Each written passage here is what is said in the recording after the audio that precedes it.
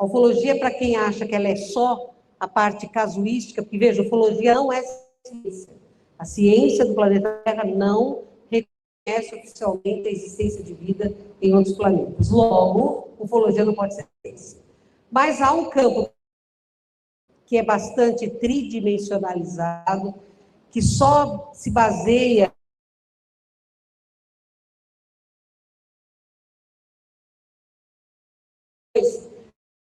pesquisa. Essa é a parte materialista, científica. E tem uma parte enorme que vem crescendo absurdamente aí nas últimas 2 décadas, que é a ufologia espiritualista, que discute o contato telepático com os seres de outros que podem estar em contato com o desdobramento, como é o caso da Sherian, que tem corpo físico e se projeta da nave para falar conosco através da canalização do meu corpo, mas também tem os ultra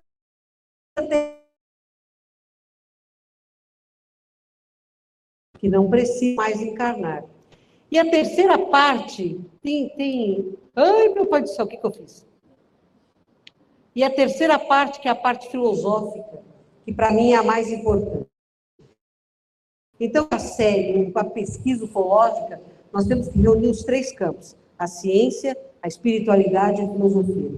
Caso contrário, a gente vai ter um estudo completo dessa apaixonante entrada na unidade de película do universo. E nós temos talvez um universo enorme para descobrir. Bom, ufologia, eu acho que eu fico... Aqui eu ainda apareço, aí, coisa que eu preciso para ler ali, ó. A ufologia não é uma coisa nova. No século XIX e no século XX, nós temos diversos elementos no mundo inteiro que abordam o contato com os seres de outros planetas. No Livro dos Espíritos, Allan Kardec faz 22 perguntas para a egrégora Espírito da Verdade sobre vida em outros planetas. Mas não foi só ele, não. Camille Flammarion, que foi no seu braço direito, escreveu livros a respeito disso, né? Um deles, Urânia, em que ele fala de vida de outros planetas, citando até seres planta, um planeta onde a vida seria de árvores.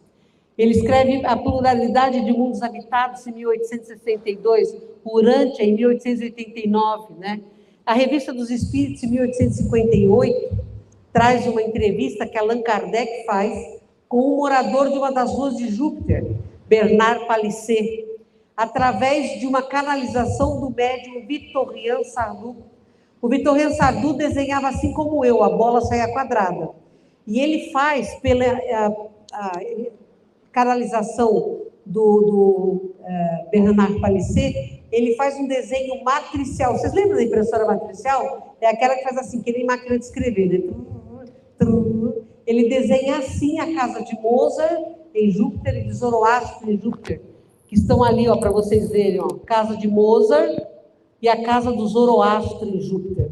Se olha aqui, você fala, nossa, que confusão, né? Para nós, os caras de Júpiter, isso aqui é lindo lá para eles, né?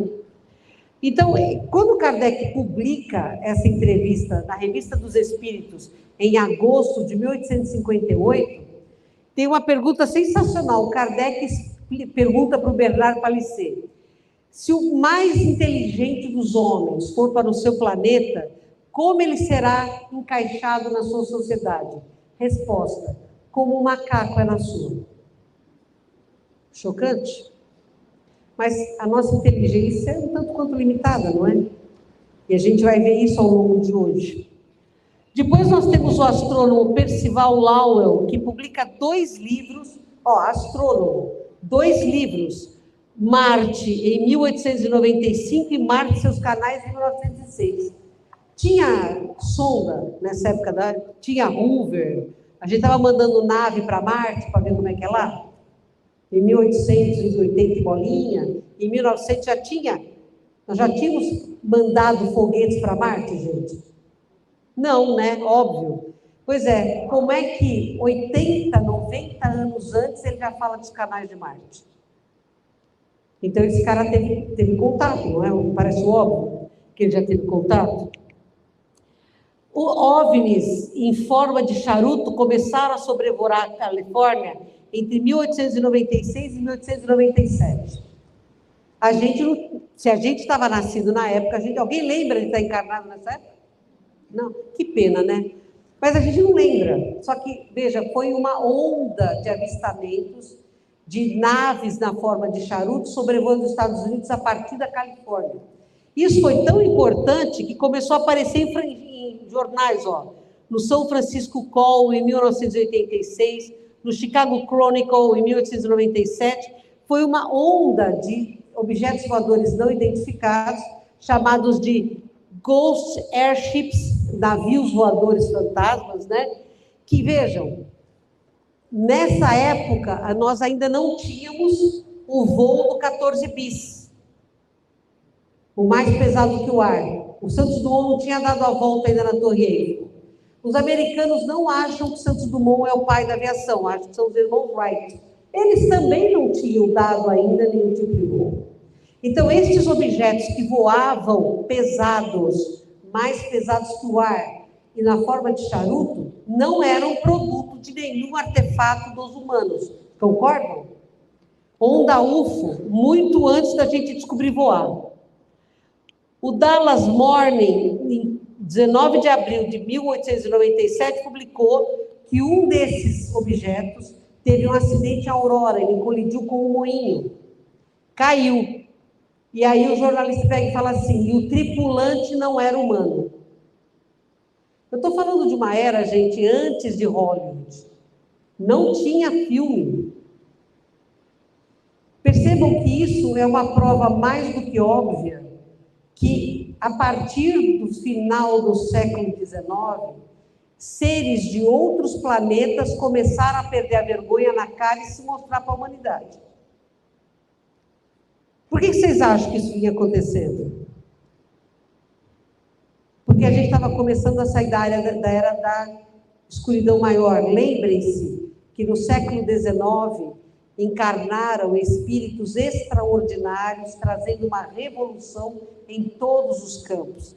Na educação com Steiner e Montessori, nas ciências com Einstein, o casal Curie, nossa, Sabin, tanta gente maravilhosa que nasceu, o próprio Kardec nasceu nessa época, Leon Denis, Monteiro Lobato, Caio Barchutel, Eurípides Barçanufo. O número de pessoas que vieram a encarnar na Terra no século XIX para trazer uma profunda modificação foi enorme. E, coincidentemente, naves estavam aparecendo exatamente no mesmo século, como se fosse assim, acorda, humanidade, olha, há algo mais além de vocês, né? Ó, esse aqui é o jornal, ó, tá vendo? Olha, é o desenho, óbvio, eles não conseguiram fotografar, mas é o desenho de uma coisa pesada voando, né? Já na Segunda Guerra Mundial, entre 45 e 46, os pilotos aliados começaram a falar de bolas voadoras que apareciam quando eles estavam em combate aéreo, os Full Fighters. Não interferiam nas batalhas entre aliados e os nazistas. Esses Full Fighters não interferiam, mas observavam. Hoje a gente sabe que esses Full Fighters eram sondas, não eram naves espaciais, mas eram sondas, né? Olha aqui, ó. Isso é uma fotografia real, tá? Isso é um Full Fighter. Tá vendo aqui, ó? O avião da Segunda Guerra, né? São sondas. Os ETs estavam apavorados, o pessoalzinho é doido, olha lá, estão se destruindo, não adianta falar para eles viverem em paz, né? E aí, em 24 de junho de 1945, este cara, Kenneth Arnold, piloto, está procurando um avião desaparecido quando tem um encontro com uma frota de naves, que ele declara, ele relata no rádio, e tinha uma nave na forma de uma asa de morcego, que ele depois veio a desenhar e criar o modelo. Esse é considerado o dia 1 da ufologia moderna. Esse voo do Kenneth Arnold, onde ele declara a visualização. É claro que depois quiseram acabar com ele, né? Vocês têm alguma dúvida? Como o voo do Arnold ganhou notícias mundiais, e ao mesmo tempo, na Suécia, estavam pilotos informando a mesma coisa, que estavam vendo frotas de nave. O governo americano tomou uma atitude firme. Se alguém falar que está vendo nave, vai ser preso. É espionagem e traição. Adiantou? Não, porque aí as naves começaram a aparecer mais. E o povo falava. Olha só que engraçado. Houve um recorde de relatos sobre avistamentos de OVNIs, exatamente quando o governo americano fala que é traição se alguém falar que está vendo nada. Então, o povo americano passou a ser... Isso estava acontecendo só nos Estados Unidos? Não, aconteceu na Europa também, provavelmente na Ásia também. Só que a gente tem que lembrar que naquela época a China estava fechando, o Japão estava no meio de uma guerra com Hiroshima e Nagasaki absurdas, né? Milhares de pessoas mortas em 2 minutos, né? O mundo estava em Segunda Guerra Mundial, então a liberdade de expressão não era alguma coisa fácil, as comunicações do mundo estavam muito ruins, todo mundo com medo, muita gente morrendo, e aí as naves aparecendo no mundo inteiro. Então nós temos relatos americanos, porque é o que a gente tem documentação, mas tenho certeza que isso aconteceu no mundo inteiro, né? No Brasil a gente não tem relato, porque simplesmente não há desarquivamento de arquivos militares nessa época, que talvez se houvesse, a gente soubesse também, né? Então, teve um recorde de relatos, 840 relatos de avistamentos foram feitos entre junho e julho de 1947 em 48 estados norte-americanos. Os Estados Unidos tem 50 estados, não tinha nessa época. Ou seja, todos os estados americanos reportaram avistamentos a despeito da ordem do governo federal para que não houvesse, porque isso era traição, né? Então, veja bem, em 8 de julho de 1947, o jornal Roswell Daily Record fala que o governo americano, a Força Aérea, informou que houve um acidente em Roswell. Já ouviram falar de Roswell, né? O famoso caso. Exatamente nessa efervescência toda, em tese, cai uma nave em solo americano, em Roswell, né? E os americanos falaram que aquilo era uma tentativa nazista, ou russa, ou japonesa. Essa nave existe hoje numa base, não só essa, mas outras naves, mas notadamente esta nave que caiu, e todos os ETs estavam mortos ou não, mas a gente sabe que havia tripulantes dentro dessa nave, que eram greys. Eles estão na base de Roswell, onde eles estudam até hoje, né? E fizeram a partir daí uma cooperação com estes seres para os Estados Unidos. Jung, um gênio, Carl Jung, ele escreve em 1958 um livro que é O Mito Moderno, né? Bom, por que um psicanalista escreveria sobre ufologia, sobre avistamentos, sobre humanos que tinham contato ou eram abduzidos por seres extraterrestres? E o que ele fala? Esses são pioneiros. Os que estão tendo contato hoje com seres de outros mundos são os pioneiros. Foi tão importante o que estava acontecendo na psique humana nessa época, que ele escreveu um livro. E é muito lógico, né? Na Segunda Guerra Mundial, a fé das pessoas, que já era mais para a ciência do que para a religião, ela ficou muito mais para a ciência. Em vez das pessoas apelarem para santos, anjos, começaram a apelar para ET, era mais fácil. Então, é natural que, nesse momento, fosse mais fácil as pessoas acreditarem que estavam vendo naves interplanetárias, naves não humanas, do que falar assim, desceu uma arca de Noé lá do céu com anjos tripulando. Foi uma modificação, foi aí, na Segunda Guerra Mundial, que a ciência se tornou dona de nós, né?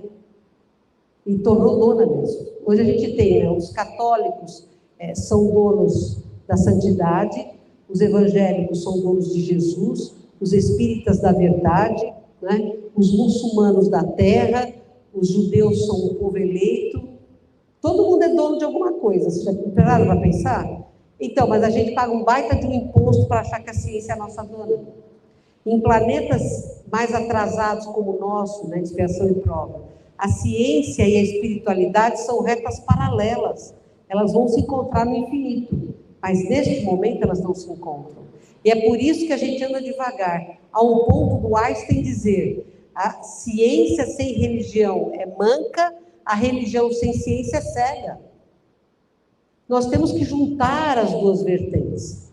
A tridimensional que a ciência nos traz e a multidimensional que a espiritualidade é, para que nós possamos ter um horizonte mais vasto, mais claro, mais lógico e que nos torne mais lúcidos. Porque se a gente for pensar bem, nós somos extremamente atrasados. Vocês concordam? Com extremamente também? Como vocês estão dizendo. Pioneiros. E aí começa a era das abduções. Preste atenção, eles começaram a aparecer no final do século XIX. Século XX, eles ficam absolutamente sem vergonha na cara, aparecem mesmo. E aí começa a era das abduções. A primeira abdução, muito estudada e comentada, do casal Betty Barney Hill e da cachorrinha Suzy. Em setembro de 1961. Nessa época, nos Estados Unidos, havia o Green Book. Vocês assistiram o filme do Green Book? Já ouviram falar do Green Book? Pessoas negras ou descendentes não poderiam estar nos mesmos ambientes que pessoas brancas. Não podiam usar o mesmo banheiro, não podiam comer nos mesmos restaurantes, não podiam ficar nos mesmos hotéis. Como a Betty e o Barney eram um casal multirracial, eles não encontravam um hotel para poder dormir. Estavam na estrada procurando um hotel do Green Book. Aí vira uma luz laranja. Aí eles começaram a ficar nervosos, porque a luz laranja acompanhava por eles, tipo assim, oiê, olha eu aqui. E a Betty entrou em pânico, o Barney também, pararam o carro, a luz parou, aceleraram, a luz acelerou, aí eles viram umas luzes como se fosse de carro de polícia, vamos lá, vamos pedir ajuda. Quando eles viraram o carro de polícia, era uma nave, eles entraram na nave de carro e tudo. É verdade, isso é real. E aí, eles acordam no dia seguinte em casa, super estranhos. A cachorra muito nervosa, a Suzy assustadinha. Aí a Betty olhou para o Barney e falou: alguma coisa esquisita aconteceu. Você lembra de alguma coisa? Ele falou: então, parece que aconteceu. Ela falou: então você vai para o quarto, escreve tudo que você lembra, eu fico aqui na sala e escrevo também, aí a gente compara. E os dois se lembravam de ter estado com seres adâmicos, como nós, como eles, que falaram sobre a história da Terra, sobre a história do Sistema Solar. O que a Betty faz, né? Ligou para a irmã: ai, maninha, a gente esteve numa nave com os caras lá, os marcianos, eles falaram. O que a irmã dela faz? Liga para a base aérea. Irmão é para isso, para te ferrar. Liga para a base aérea. Dali a pouco, toca a campainha. Dois caras vestidos de preto, né? Se apresentam como membros do Blue Book, o projeto Blue Book, e a Betty e o Barney passam a ser investigados e submetidos à hipnose. Foi o primeiro caso de abduzidos submetidos à hipnose por um hipnólogo, um psiquiatra, que não acreditava em hipótese alguma na possibilidade de vida fora da Terra.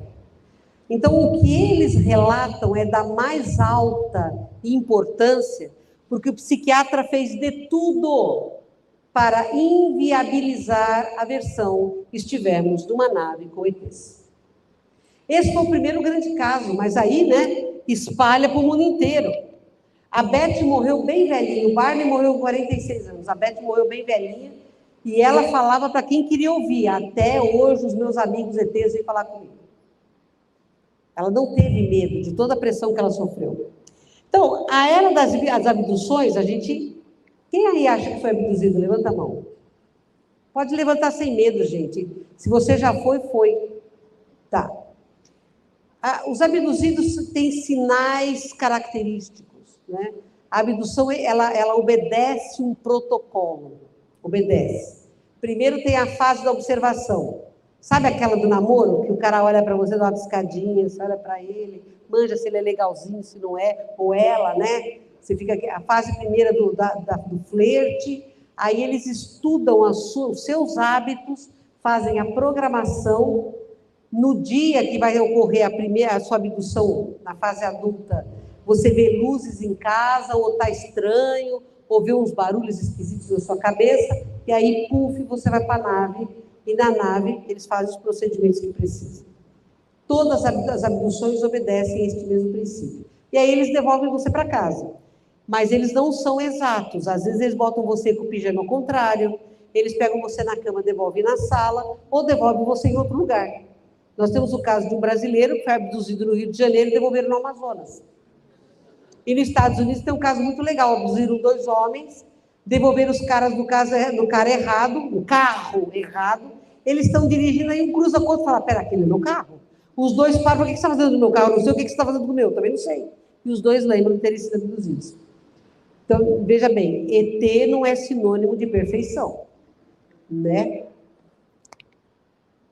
A era das abduções traz um volume grande de pesquisadores, alguns sérios, outros batusquelas de tudo, né? Eu estou citando aqui os meus favoritos, que é o Chris Mullins, o David Jacobs, o querido professor de Harvard,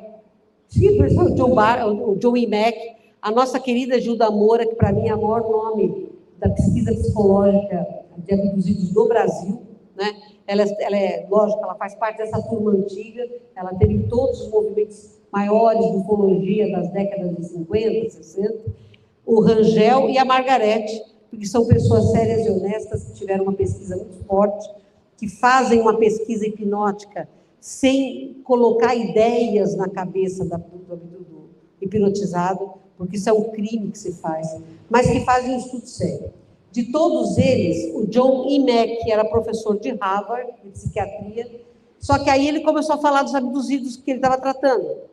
E aí ele quase perdeu o direito, a licença médica, porque ele falava de uma coisa que a ciência não advogava. Vejam, o trabalho dele foi tão sério na área das abduções que ele começou a dar palestras no mundo inteiro. Ele esteve no Brasil, ele foi abduzido junto com a Gilda Moura em Manaus, numa fazenda lá no Amazonas, né? E aí um dia ele está andando às 10 horas da manhã em Londres, numa rua residencial, tranquila, e ele foi atropelado em cima da calçada por um bêbado. Isso para vocês é acidente? Cheira a acidente isso? 10 horas da manhã, em Londres, uma manhã clara, ensolarada, numa rua tranquila, um bêbado está dirigindo e atropela uma pessoa na calçada, e por acaso esta pessoa é um contato humano com extraterrestres. Não é estranho? De todos esses caras que tem aqui, o David Jacobs é o que tem a maior casuística, o maior número de investigados.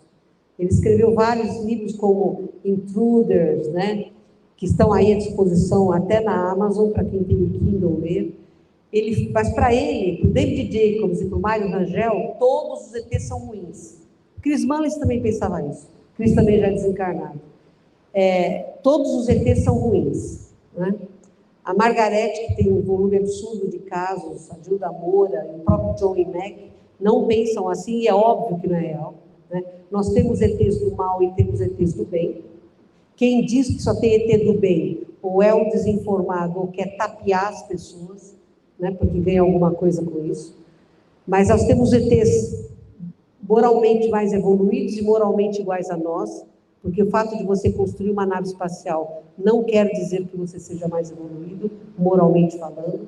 A inteligência racional não acompanha a mesma evolução da inteligência emocional. Então é bom que a gente tenha certeza disso, antes de começar a achar que todo ET é santo ou que todo ET é demônio. Mas quem se interessar, procure a obra do David Jacobs, vocês vão ver coisas muito legais. Bom, a abdução, ela pode ser física, ela é física, e ela pode ser extrafísica, com projeção astral. Todos os abduzidos são da mesma forma abduzidos. Todos nós vamos para a nave, tanto com o corpo físico, como vamos para a nave em projeção astral. Os dois modelos ocorrem. E as abduções sempre acontecem na infância, porque eles estão em pesquisa do nosso material genético, sim, mas não só. Eles também pesquisam a nossa maturidade, desenvolvimento evolutivo ao longo da vida, na qualidade da química cerebral que nós produzimos, como a Margarete falou hoje de manhã. O Chico Xavier precisa de 1 nanopicograma de dopamina para ficar feliz, e a gente com 1 litro de dopamina está olhando para nem que vida é essa, não? É uma questão evolutiva. Então, eles pesquisam a gente para ver o quanto a vida nos torna mais maduros e como nós respondemos quimicamente a essa maior maturidade, né? O caráter familiar é sempre, sempre presente. Na minha família, meu avô era abduzido, eu fui abduzida, eu tenho 2 sobrinhos abduzidos. Então, essa é uma coisa que é familiar mesmo, é genético, né? É caráter genético. E os agentes mais comuns são os greys. Por quê? Porque a energia deles é similar à nossa, mas também tem adâmicos como nós e tem seres com formas animais também. Só os bons ETs abduzem? Não. Os ETs maus também abduzem, são as abduções não éticas, as que machucam a pessoa, que traumatizam profundamente a pessoa. Eu não tenho trauma nenhum das minhas abduções. Eu posso ter ansiedade, é claro, porque é complicado você se acelerar para a nave, ou desacelerar, e você cai, né? Você cai, literalmente você cai, quando você entra na atmosfera terrestre. Andar numa realidade completamente diferente mexe com a cabeça mesmo, e quando a gente é criança isso mexe mais ainda, mesmo porque ninguém acredita em você, solidão e isolamento muito grande. A maioria dos abduzidos se sente só e vive a vida inteira se sentindo só, mas a gente pode superar isso sempre, né? E aí começa a era dos contatados. Já ouviram falar do Jorge Adansky? Gente, vocês nunca ouviram falar do Jorge Adansky? Em 9 de outubro de 1946, esse senhor polonês disse que estava olhando para o céu e viu naves. E ele se torna um contatado, ele não foi abduzido. Ele começou a ter contato com eles, e teoricamente esse contato com esses seres desenvolveu a mediunidade dele, ou a paranormalidade dele. E o Jorge começou a falar um monte de coisa, né? Infelizmente, ele enveredou por um caminho de eu vou ficar rico com o contatismo, com o contato com seres de outro mundo, e perdeu a credibilidade, mas até o Papa João XXIII ele foi visitar, quando o Papa João XXIII estava muito doente, porque o Papa João XXIII teve um contato lá em Castel Gandolfo, no Palácio Pontifício, lá de Castel Gandolfo, ele teve um contato tridimensional. A nave pousou, o Carmelengo ficou apavorado, ficou congelado, o Papa foi até lá e bateu um papo longo com os ETs. Vocês sabiam disso? Pois é, João XXIII hoje é um espírito de luz que trabalha muito no plano espiritual. Não porque teve contato com os ETs, mas porque realmente ele era um espírito muito bom. Depois nós temos o Daniel Fry, cientista de naves dos anos 40. O que os caras faziam de nave, foguetes nos anos 40? Faziam bomba atômica. Lá na base que o Daniel Fry estava, pousa uma nave. Vocês imaginam uma nave pousando dentro de uma base de alta segurança dos Estados Unidos, uma época que estava desenvolvendo foguetes e bombas atômicas. Não é legal? E o Daniel Fry foi até lá. Entrou na nave, não tinha piloto.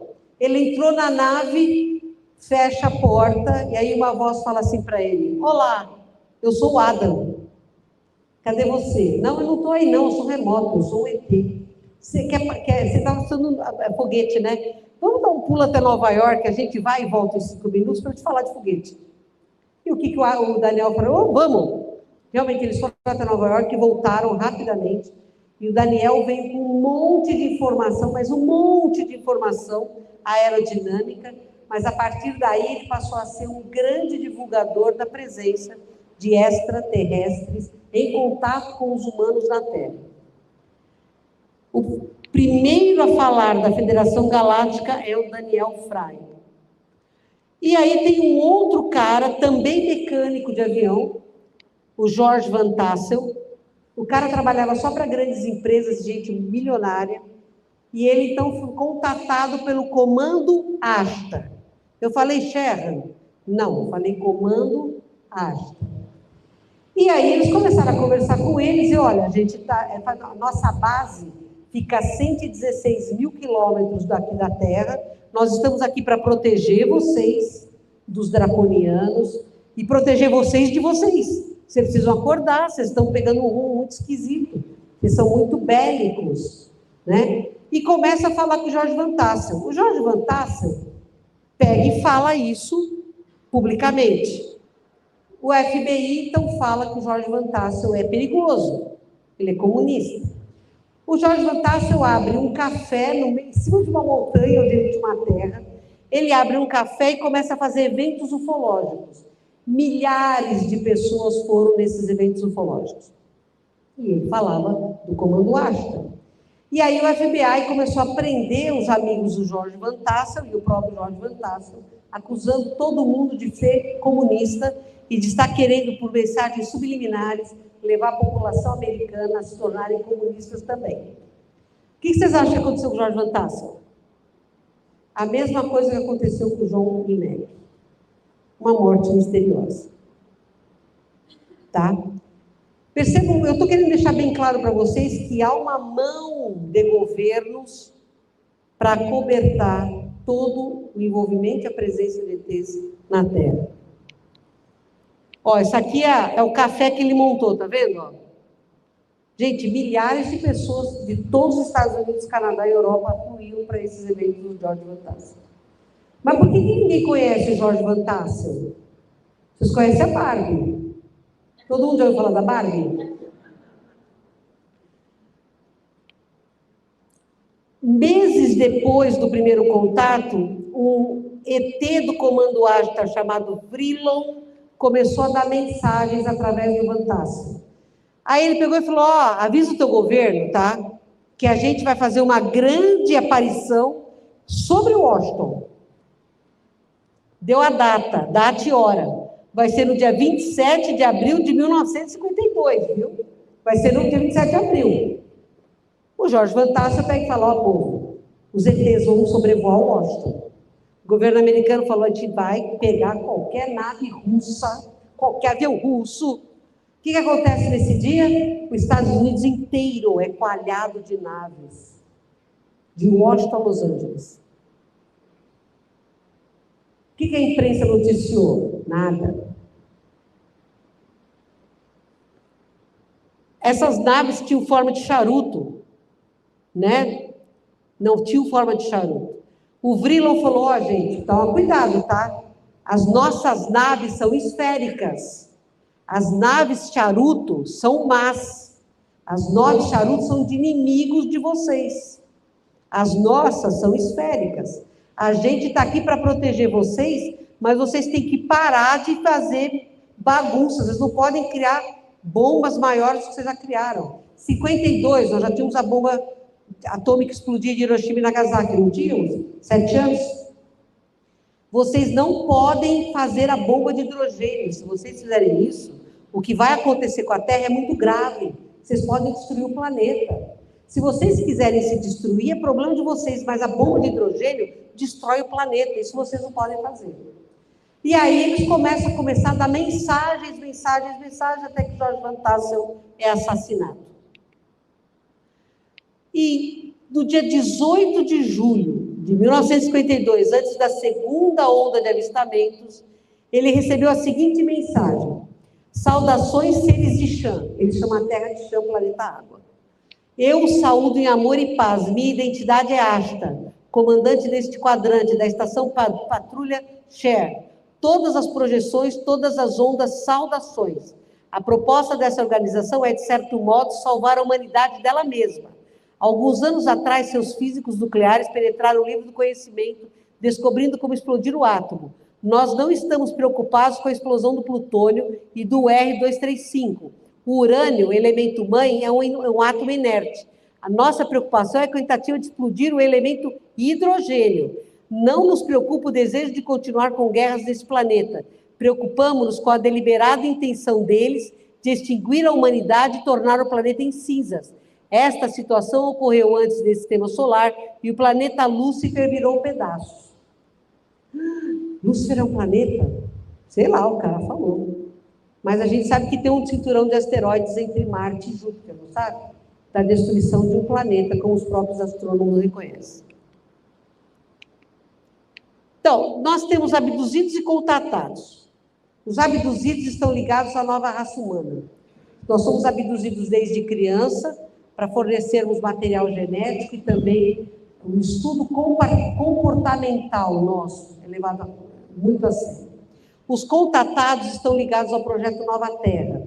São os líderes, que nem a Margarete, acho que o Fabinho também, o Thiago também é abduzido, que são seres que vêm com uma liderança, vêm com conhecimento e que se projetam para falar sobre a mudança que é necessária que façamos a fim de nos tornarmos um planeta de regeneração. É diferente. O abduzido vai para a nave de livre e espancada vontade. E o contatado é convidado para tomar um cafezinho. E aí mata uma mosca na frente de um ET e ela não sabe por que não pode matar uma mosca na frente de um ET. Né? Mas nenhum de nós é vítima, porque antes da gente encarnar, a gente tocou isso. Ou porque a gente tinha consciência da dívida coletiva, ou porque a gente acha que tudo bem ceder o corpo para que ele seja estudado. Por N razões, mas não existem vítimas. Abduzidos e contatados não são vítimas. São voluntários num projeto muito maior de elevação do planeta Terra. Agora vejam, vocês ouviram falar do Oppenheimer, né? Que agora tem o filme dele aí. Ele e o Einstein ficaram chocados com o que fizeram com a bomba atômica. E aí eles escrevem uma carta para o presidente Truman, o presidente norte-americano Truman, falando, olha, presta atenção, não pode continuar a pesquisa sobre bomba. Os militares já sabem que tem naves em torno da Terra. Os militares admitem a presença de ETs em torno da Terra.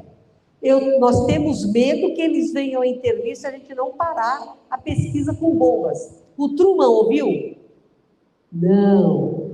O que tomou o poder no lugar dele, Roosevelt, ouviu?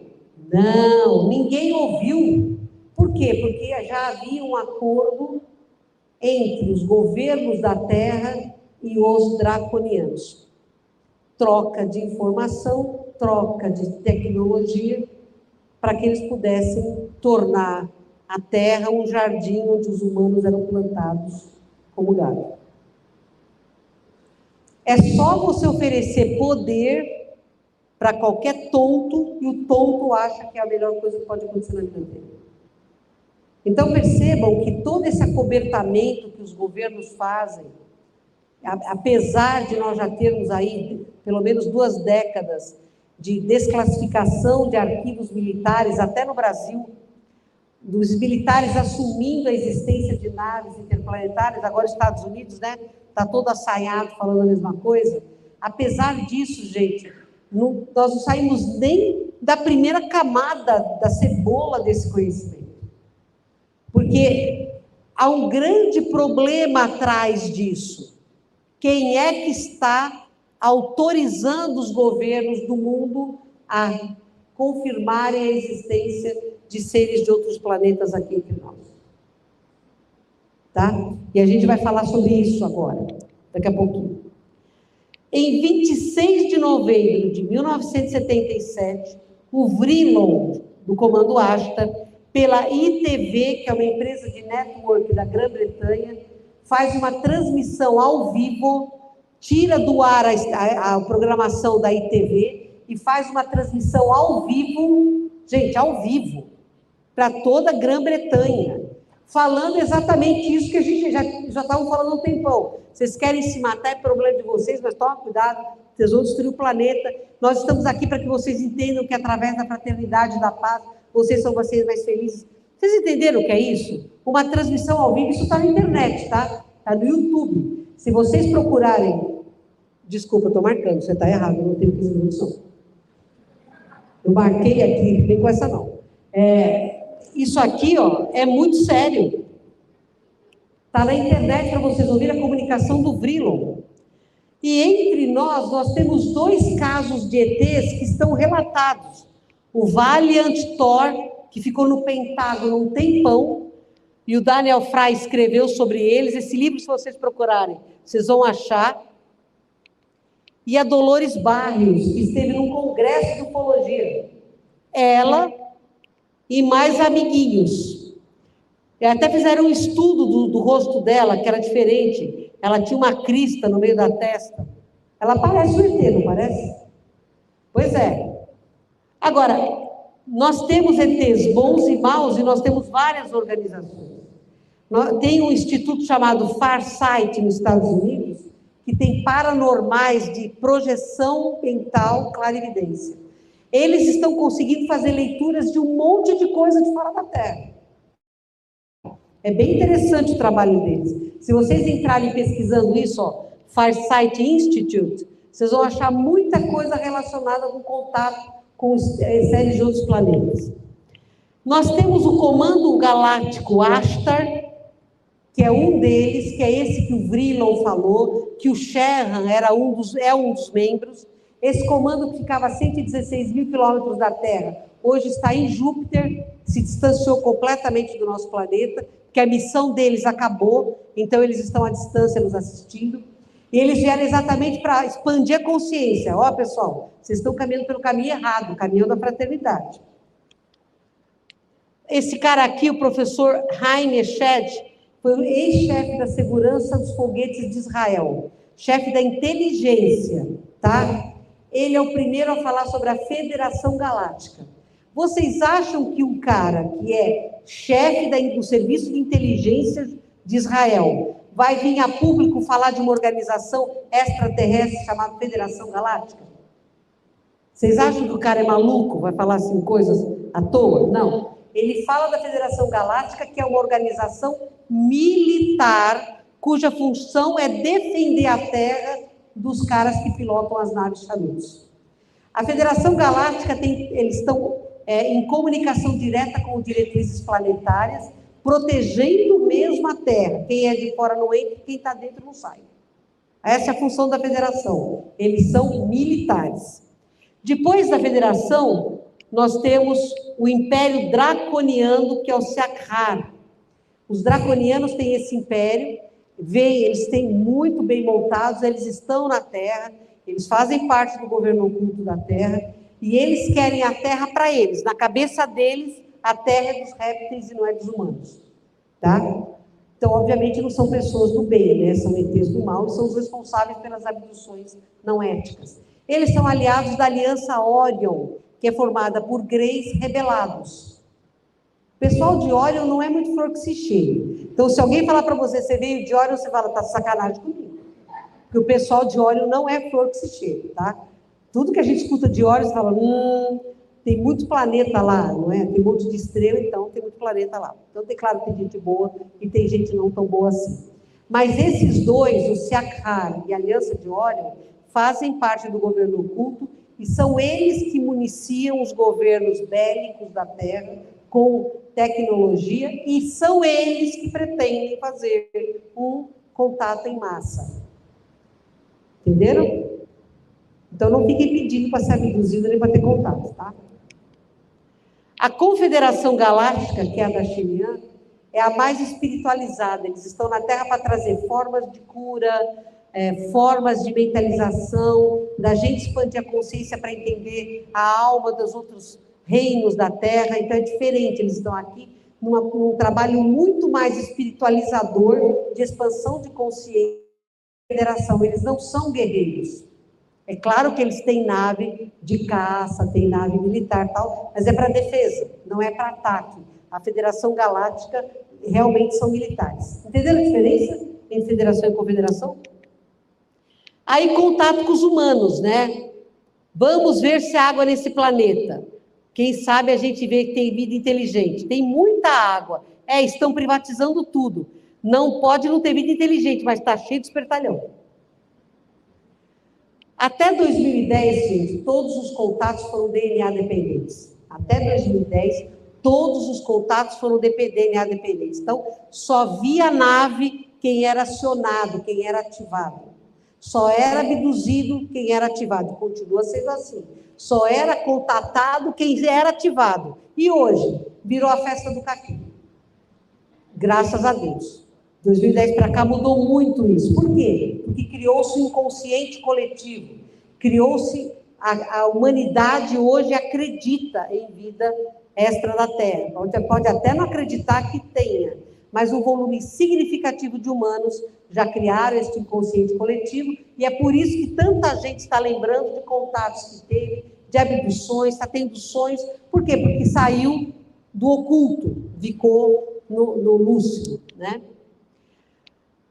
Nós temos vários níveis de contato. O Joseph Allen Hynek, da NASA, foi um cara extraordinário em estabelecer processos de conhecimento do contato conosco. Então, o contato de 0 grau é quando você vê aquela luzinha lá em cima. Você não sabe se é satélite, se é um cometa. Você não sabe o que é. É uma luzinha lá em cima. O de 1º grau é quando você vê um OVNI ou mais. Um ou mais OVNI. Você vê. É nave mesmo. Tem um voo errático, faz curva de 90 graus, breca, pisca, faz tchauzinho, joga panfleto de político, tá? Então, isso é contato de 1º grau. O de 2º grau é quando você observa um OVNI e uma criatura ligada a isso. Quer dizer, desculpa, você observa o OVNI e você pode ver efeitos desse OVNI. Zumbido no ouvido, luzes, ruído, marcas no chão, calor extremo, queimaduras. Isso é contato de 2º grau. O de 3º grau é quando você vê o OVNI e o ser dentro da nave. Que a Operação Prato foi contato de 3º grau. Ouviram falar da Operação Prato, né? Pronto. 4º grau, abdução. 5º grau, troca de informações, contato. São 5 graus do contato. Provavelmente a maioria de vocês já teve da 1 a 5, já tiveram, porque ninguém se interessa pela ufologia se não tiver tido algum contato prévio. A projeção astral, que todo mundo sabe o que é, né? O desdobramento. Tanto você pode se projetar inteirinho para fora do seu corpo físico, quer quando o seu corpo dorme, todo mundo, quando o corpo dorme, projeta-se para fora do corpo físico. A gente fica preso pelo fio de prata, né? Mas também pode ser parcial, que é a projeção mental, só a mente que se projeta. E quando a gente se projeta só com a mente, não há limite para onde você pode ir. Quando você se projeta inteiro, há limite, porque o nosso fio de prata, ele é extensível, mas ele não é infinito. Então, talvez dê para chegar na Lua, mas não dá para chegar em Marte. Tá? Então, muita gente fala, nossa, mas eu tenho certeza que eu fui num outro planeta. Você pode estar indo numa holografia. Ou você pode estar revivendo, através de uma hipnose que eles façam, de uma vida que você teve num outro planeta. Tá? Então, não é que a pessoa está mentindo, ela está relatando uma experiência que ela teve, que, na verdade, pode ser uma holografia, e normalmente é uma holografia mesmo.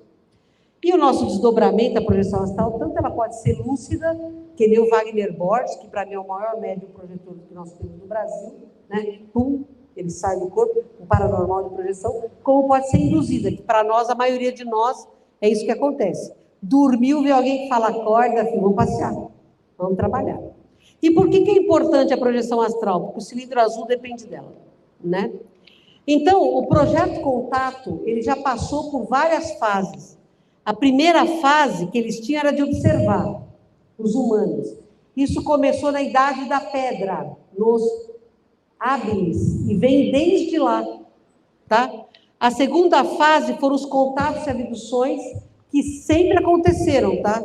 Se vocês acham que isso aconteceu primeiro, depois do Barney e da Betty Hill, homens da caverna eram abduzidos, indígenas, aborígenes, a abdução sempre aconteceu na Terra, e contato também. É que a ufologia moderna trouxe isso mais para frente. A terceira fase foi a formação de híbridos. As crianças cristais que chegaram aí, as crianças diamante que começam a nascer em 25. A partir de 25 começam as crianças diamantes. A quarta fase foi a ativação, que se deu em dezembro de 2017 ou 18, Marta? 2017, dezembro de 2017, começou a fase da ativação. Quando o pessoal começou a lembrar de tudo, lembrar de abdução, lembrar de contato, lembrar de um monte de coisa. E, finalmente, a fase 5 do contato em massa, que não é... A Terra está pedindo socorro, pelo amor de Deus. Então, a missão Cilindro Azul veio na pandemia. Eles não tinham prazer em contatar os humanos, não tinham. Por causa disso, eles têm medo, eles se assustam com a ignorância, com a imaturidade, com a superficialidade, com o egoísmo dos humanos. Eles não queriam entrar em contato conosco. Mas aí veio a pandemia. Eles sabiam que a pandemia ia vir e eles participaram de como que a gente vai ajudar essa turma maluquinha. Essa é a Shelian. Acho que eu já mostrei elas para vocês, né? Essa é a Shelian. E a discussão foi como fazê-los entender. Eles não são maus, apenas se esqueceram que são bons.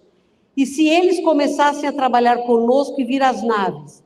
Aí, por autorização do Diretriz Planetária, começou a missão Cilindro Azul. Que nada mais é do que levar a gente, milhares de humanos, para dentro das naves, para ter contato com todas as formas de vida pacíficas da nossa galáxia e trabalhar ao lado destas inteligências pacíficas em prol de quem sofre no planeta Terra. Não só trabalhar, estudar, fazer tratamento, encontrar família cósmica, que muitos de vocês, quando vão para a nave, encontram família cósmica.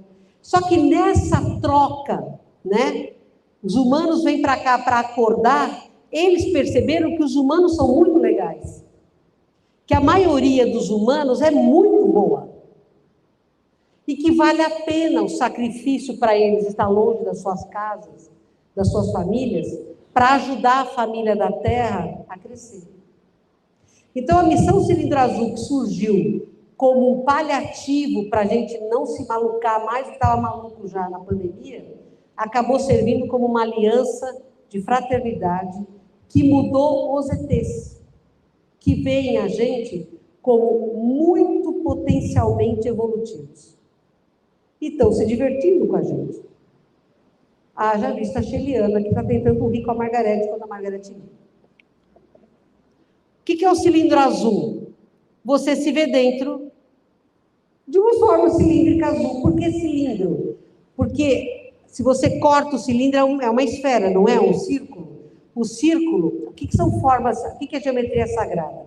Círculo, quadrado e as formas dos sólidos de Platão. Isso é geometria sagrada. O círculo não tem começo e não tem fim, não tem em cima e não tem embaixo. É a lei da fraternidade. Por isso que o cilindro é uma projeção desse círculo, tá?